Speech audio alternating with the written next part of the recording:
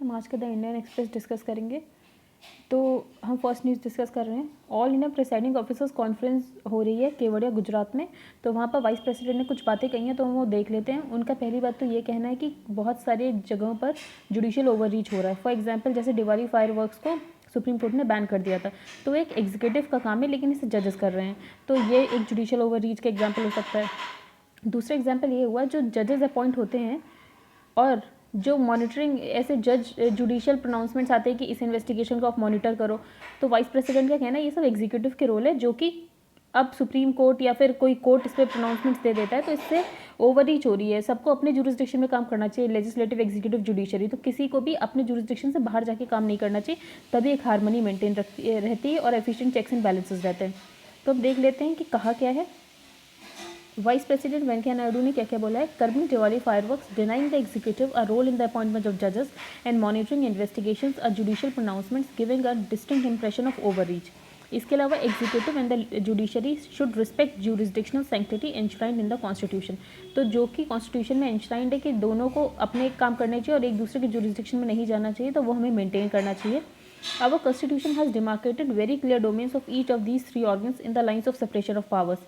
हमारी कॉन्स्टिट्यूशन ने डिमार्क किया कि किसका क्या काम है, भले ही वो बहुत फॉर्मलिस्टिक मैनर में नहीं है, क्योंकि पार्लियामेंट डेमोक्रेसी में ऐसा पॉसिबल ही नहीं हो पाता कि बहुत फॉर्मलिस्टिक मैनर में हो, क्योंकि जो एग्जीक्यूटिव होते हैं वो लेजिस्लेट भी करते हैं, इसलिए इतना फॉर्मलिस्टिक नहीं है। लेकिन हाँ, सेपरेशन ऑफ पावर है और एफिशिएंट चेक्स और बैलेंसेस भी हैं, तो उसे मेंटेन करते हुए सारे पॉलिसीज़ होने चाहिए और सबको अपने जुडिशियल एंटिटी में रख के काम करना चाहिए। तो अभी इसके नेक्स्ट पेज पर भी इसके बारे में कुछ है, तो हम पढ़ेंगे। आज birthday 99th birth anniversary doctor Verghese Kurien की। इनको मिल्क मैन ऑफ इंडिया भी कहा जाता है, तो एक ये बात थी यहाँ पर। डिएगो मैराडोना की डेथ हो गई है, ये बहुत बड़े फुटबॉलर थे, तो इनकी डेथ हो गई है। May his soul rest in peace. अब हम नेक्स्ट न्यूज़ पर आते हैं। तो और क्या क्या बोला है यहाँ पर। Saying such actions by the judiciary have resulted in the avoidable blurring of the contours demarcated by the constitution। तो जो मैंने आपको बताया दिवाली फायरवर्क्स और अपॉइंटमेंट ऑफ जजेस, तो इन सब से क्या हो रहा है कि ब्लरिंग हो रहा है कॉन्टूर्स, जो कि डिमार्केट किया गया है कॉन्स्टिट्यूशन के द्वारा। Judicial review declared as one of the basic features of constitution imposes certain restrictions on the legislature. Vice president का ये भी कहना है जो कि जुडिशियल रिव्यू एक बेसिक फीचर माना जाता है कॉन्स्टिट्यूशन का सुप्रीम कोर्ट के द्वारा, उससे बहुत सारे रेस्ट्रिक्शंस हो जाते हैं लेजिस्लेचर के ऊपर। Lawmakers have the liberty of defending their territory even by nullifying judicial decisions if so warranted। भले ही लॉ मेकर्स के पास ये लिबर्टी होती है कि वो डिफेंड कर सकते हैं अपनी टेरिटरी ऐसे जुडिशियल डिसीजन को नलीफाई करके, लेकिन हाँ, जुडिशियल रिव्यू भी एक तरीके का जुडिशियल ओवररीच हो सकता है। इसके अलावा the violation of rights and liberties of citizens by the executive at times is too visible. लेकिन बहुत बार हम ये भी देखते हैं जो एग्जीक्यूटिव होता है वो बार बार राइट्स और लिबर्टीज़ जो होते हैं सिटीजन्स के वायलेट करता है। फॉर एग्जाम्पल जो 39th कॉन्स्टिट्यूशनल अमेंडमेंट एक्ट था, उसमें जो इलेक्शन ऑफ प्रेसिडेंट और वाइस प्रेसिडेंट था उसको बियॉन्ड जुडिशियल स्क्रूटनी रख दिया गया था। तो ये ऐसे इंस्टांस है कि जहाँ पर जुडिशरी की पावर एग्जीक्यूटिव छीनने की कोशिश कर रहा है। Saying that in a parliamentary democracy, the opposition also has an important role along with the ruling party। तो वाइस प्रेसिडेंट का ये भी कहना था कि अपोजिशन का भी बहुत इंपॉर्टेंट रोल होता है किसी भी पार्लियामेंट्री डेमोक्रेसी में, इसलिए हार्मनी कोऑपरेशन और मीनिंगफुल हार्मनी और कोऑपरेशन मेंटेन करने के लिए एक मीनिंगफुल डेलिब्रेशन होना चाहिए अपोजिशन पार्टी और रूलिंग पार्टी में, तभी लॉज अच्छे बन सकते हैं, उनके लूप होल्स पता चल सकते हैं स्टार्टिंग में ही। It is responsibility of the presiding officers to provide congenial atmosphere for a healthy debate in the house. तो उन्होंने कुछ ऐसे बात की थी कि सबको अपने ज्यूरिसडिक्शनल सैंक्टिटी में रहकर ही काम करना चाहिए, एक दूसरे के उसमें ओवररीच नहीं करना चाहिए। और नेक्स्ट न्यूज़ पर चलते हैं। नेक्स्ट आज हम आर्टिकल्स डिस्कस करेंगे। यहाँ पर कुछ इंपॉर्टेंट न्यूज़ नहीं है। आज नेशनल कॉन्स्टिट्यूशन डे है, ये आपको पता होगा। आज के दिन हमारा कॉन्स्टिट्यूशन अडॉप्ट हुआ था। यहाँ पर India Bahrain agree to boost cooperation.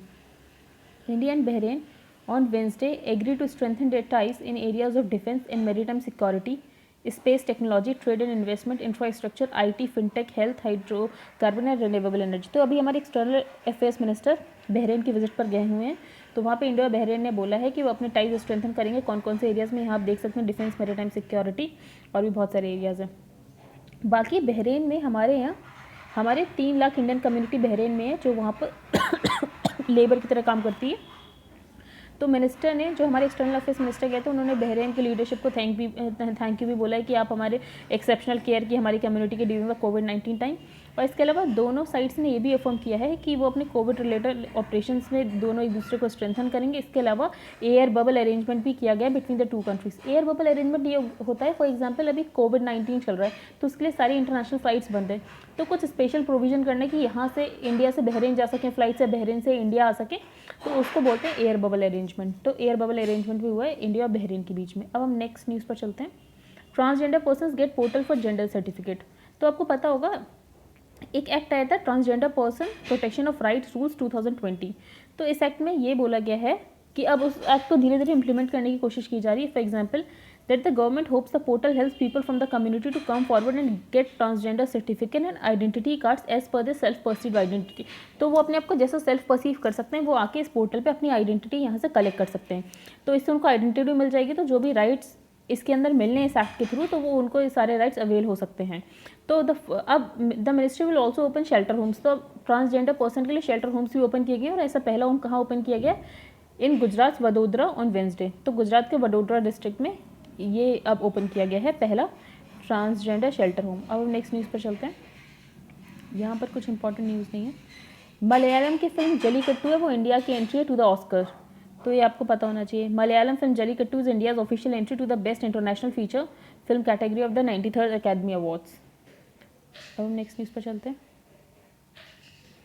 Blue tide. तो महाराष्ट्र के शोरलाइन पे ब्लू टाइड देखी गई है। तो अब ये ब्लू टाइड क्या होती है हम देख लेते हैं। The phenomena called blue tide where luminescent marine life makes the sea appear a deep shade of blue was observed. तो अब ये कैसे बनती है, ये इसलिए होता है जब फाइटोप्लैंक्टन्स होते हैं जो कि माइक्रोस्कोपिक मराइन प्लांट्स भी बोलते हैं या फिर उन्हें डायनोफ्लैजेलेट्स भी बोलते हैं, वो लाइट प्रोड्यूस करते हैं through the chemical reactions and proteins. जो उनके अंदर प्रोटीन्स होता है उससे वो केमिकल रिएक्शन प्रोड्यूस करते हैं जिसके कारण एक ल्यूमिनेसेंट सी लाइट विजिबल होती है जिसको बोलते हैं ब्लू लाइट।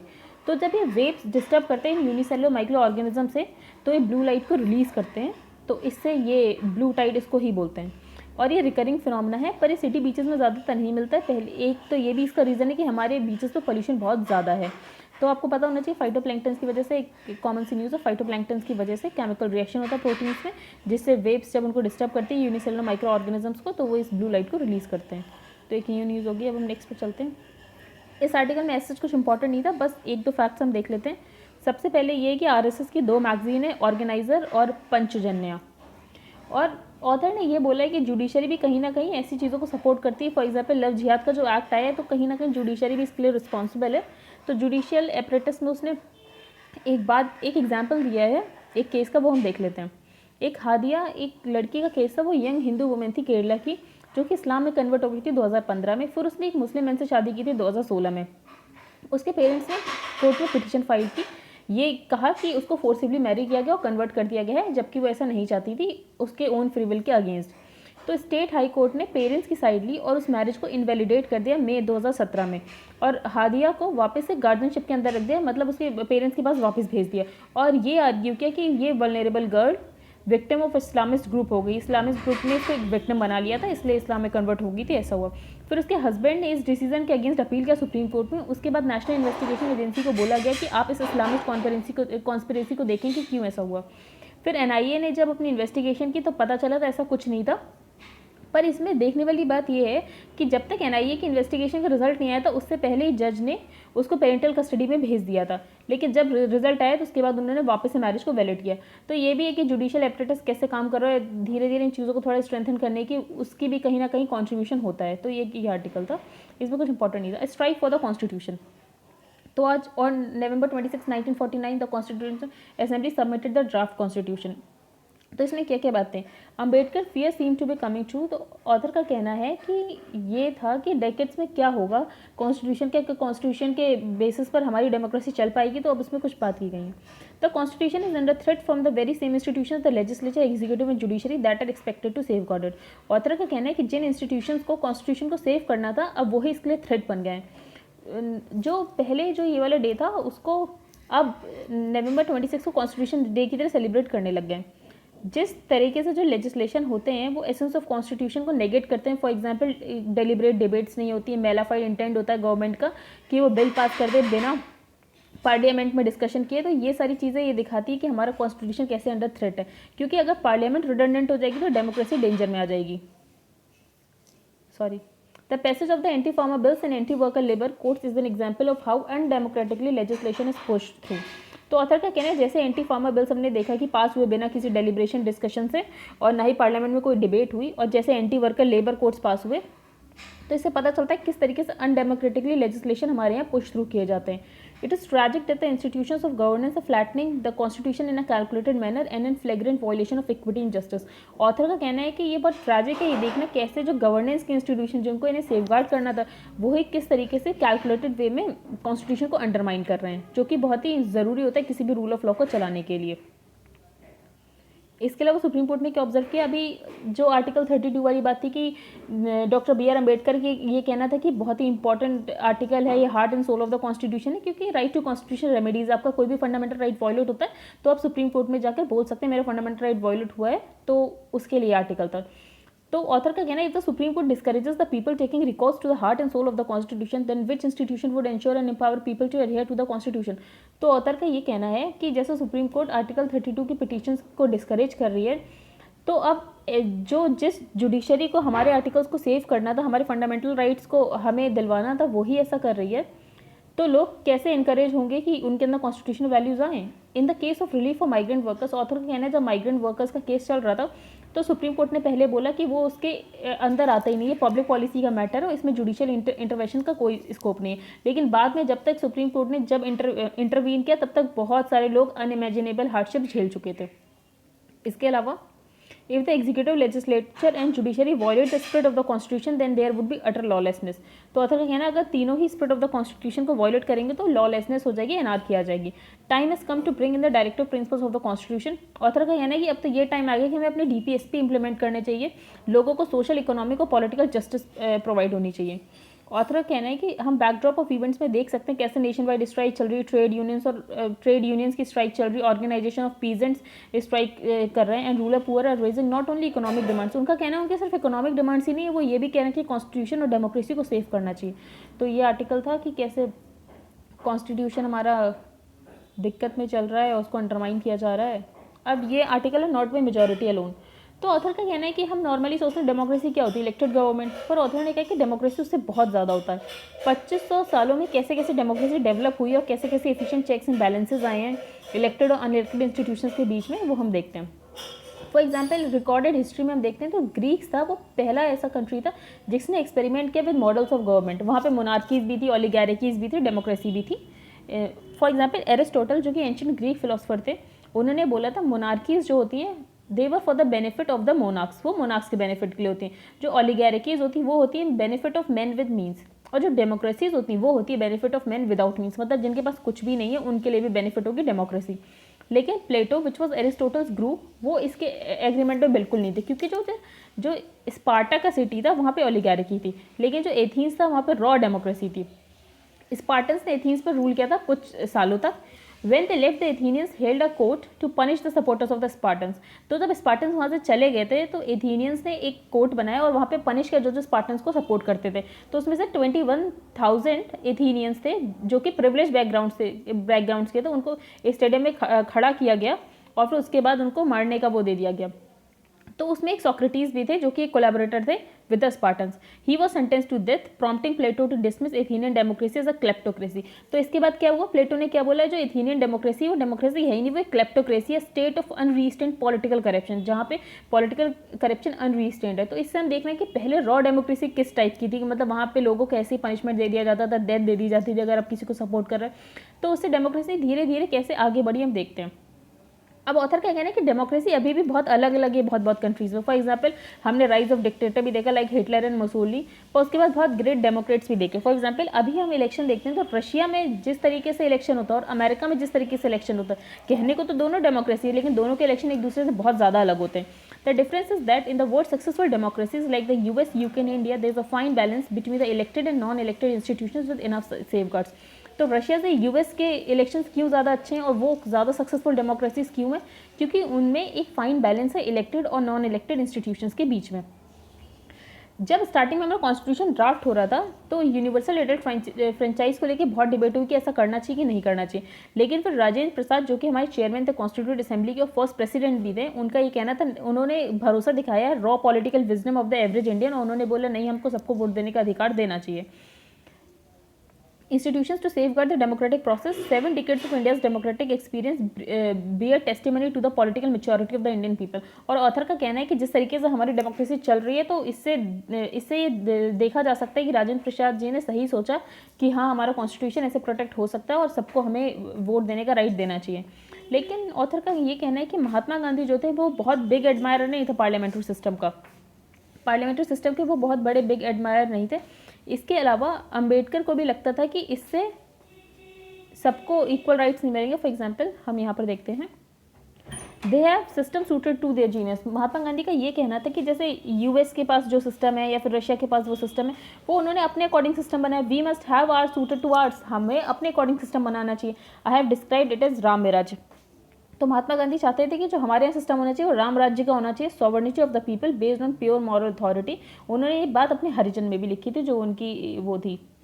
इन his famous 3 warning speech, B R Ambedkar ने अपनी 3 वार्निंग स्पीच में बोला था, Ambedkar want that only constitutional means and institution should be used hereafter instead of the means use during the freedom movement. Author के वो अम्बेडकर का ये कहना था कि जैसे फ्रीडम मूवमेंट में हमने मतलब कॉन्स्टिट्यूशनल में तो कुछ भी काम नहीं करते, जो ब्रिटिश ने कॉन्स्टिट्यूशन बना रखा था, रूल्स बना रखे, तो उसके अकॉर्डिंग तो कोई काम नहीं चलता था फ्रीडम मूवमेंट में।